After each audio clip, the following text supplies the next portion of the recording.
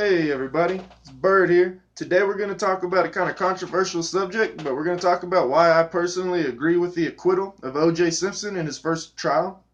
Not the civil case, but the actual murder trial.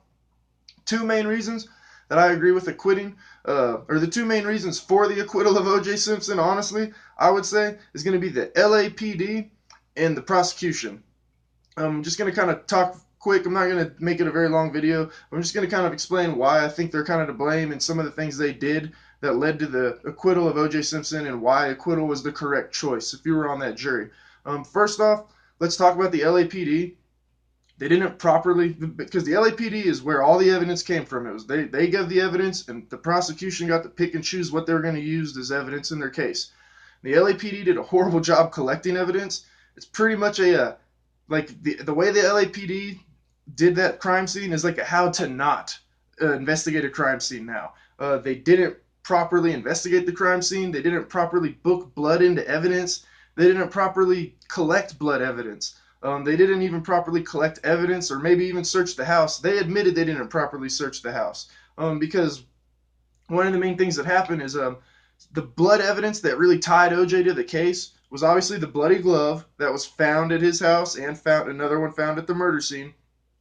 The basically blood on socks that they found in OJ's house, blood on the back gate at the murder scene, and what ended up happening throughout the trial was early in the day after the murder, Van Adder, the lead investigator, got OJ's blood, and instead of going and taking OJ's blood sample and booking it into evidence, he went to the crime scene. I don't know why the fuck he was doing that. You're not supposed to do that. So Van Adder's got OJ's blood at the crime scene.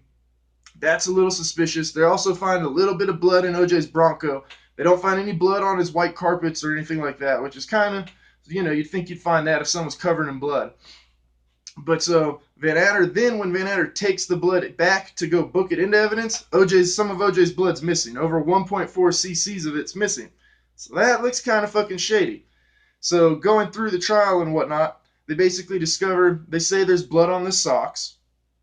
There's a big fuss about it because they didn't discover the blood on the socks until 2 months after they took the socks. So that's kind of shady outright. Then they find out that OJ's blood's missing. So everyone's kind of looking at the LAPD and thinking they might, even if OJ did it, the LAPD might have been trying to frame him up a little bit and sweeten the case by doing some framing. I mean, that's what it was looking like was happening. And basically, with the socks, the way Marcia Clark presented the socks at the trial and the way Marcia Clark presented DNA at the trial was just really bad. No one really understood DNA at the time, and the way she presented it allowed the defense to attack the DNA, because basically even with the socks, they said, we think that the socks might be planted. You might have planted blood. And the way Clark presented it, she said, okay, let's do a test. And if there's any EDTA, because EDTA is what, like in a blood vial, there's a preservative in there. So if there's any EDTA on this blood, then that's proof that it is planted. But if there's not EDTA, it shows that it's not planted. So they did the test, and there was EDTA on the socks. So that started making it look like the LAPD may have been planting some evidence there. Then you're going to go ahead and get into Mark Furman, who is a detective that found a lot of the evidence and basically was proven to be a liar throughout the trial. So you can't really trust anything that Furman put into the evidence or did kind of that night, because he was a proven liar in the case. And F. Lee Bailey proved him to be a liar. And the only person to be convicted of a crime in the O.J. Simpson case was Mark Furman, because he lied on the stand and he's a police officer. And he was a racist. So, I mean, that's not good either. And, so the way they handled the blood evidence was really bad. It really looked fishy. They also admitted, this is the crazy thing, the LAPD crime lab was not accredited. They weren't an accredited lab until 1997. They weren't up to standards that were, trustworthy. They admitted they were sneezing when they sneezed while they were doing a blood test, which could have let his blood kind of particles go everywhere. They didn't properly store bindles or vials. They didn't file things correctly. They let a trainee do most of the testing on the O.J. Simpson case. The trial of the century, you let a fucking trainee do it? Looks kind of odd. And so that's just mainly on the LAPD side. And then, obviously, so Van Adder was basically, Ito ruled that Van Adder had a reckless abandonment for the truth in the trial. So he basically ruled that Van Adder was a liar. And Furman was a proven liar. Furman, was a proven liar in that trial. It's interesting.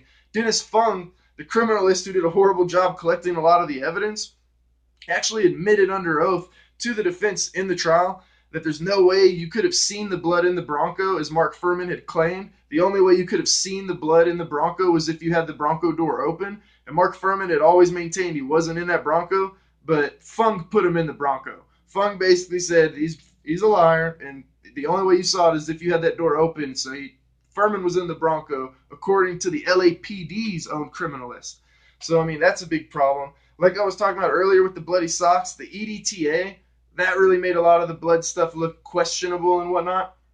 And I just want to get to it also because I mainly am just talking about the LAPD so far, but I want to get to Clark and Darden, the prosecution. They also did a horrible job presenting this case. I think that the average layman, just person sitting around that kind of knows a little bit about OJ, would have said, hey, let's enter the Bronco chase into evidence. Let's talk about that at trial. They didn't, for stupid reasons. Their reasons for it are laughable. It's not even worth wasting time on it. But for whatever reason, they didn't enter the Bronco chase. Why are you running if you didn't do it? That's like a pretty key question that most Americans were asking. And they didn't even bother asking it at court. Like I said, the way they presented DNA just opened them up for all sorts of attacks. It went over the jury's head, and then the defense was able to attack, and it was really clear the attacks they were landing. The attacks were this: you can't trust this lab, you can't trust this evidence. Basically, you can't trust the person that brought it to you. And they were able to kind of poke holes and show that something nefarious was going on. And also, just want to say, their closing arguments. Oh, the bloody glove exhibit. Obviously, Darden just bungled into that. You never ask a question in a trial that you don't know the answer to, yet alone in a murder trial. You don't let the person on trial for murder conduct their own experiment with the murder weapon in trial. You don't let them go do their own experiment and give you the results themselves. It was just, it was amateur hour by Darden. F. Lee Bailey walked him into that, according to kind of all the like rumors from that case. And then just going into the closing arguments, Barry Scheck did an amazing job just attacking the DNA evidence. It's here on YouTube. I recommend watching it if you like the trial, if you're interested in the trial, because Scheck just really attacked it, made it look like something was going on. Either by not being up to standards or by being crooked. Something was not right with what was going on at the LAPD's crime labs and what was going on with the blood evidence in that case. Also want to say, during the closing arguments, Marcia Clark was really unprepared, and the defense did use kind of a cheap tactic. They objected a lot, which you don't object during closing arguments a lot. They objected a ton during Marcia Clark's closing arguments, and maybe it's what did it, but whatever happened, she did not give good closing statements.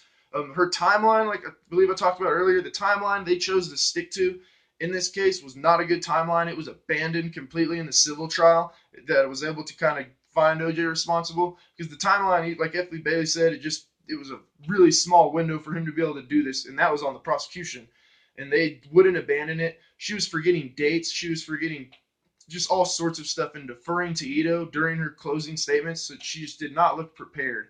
It was really poor closing statements. You're supposed to have those ready basically when the trial starts. You want to know where you're going with your closing statements, and she had no clue.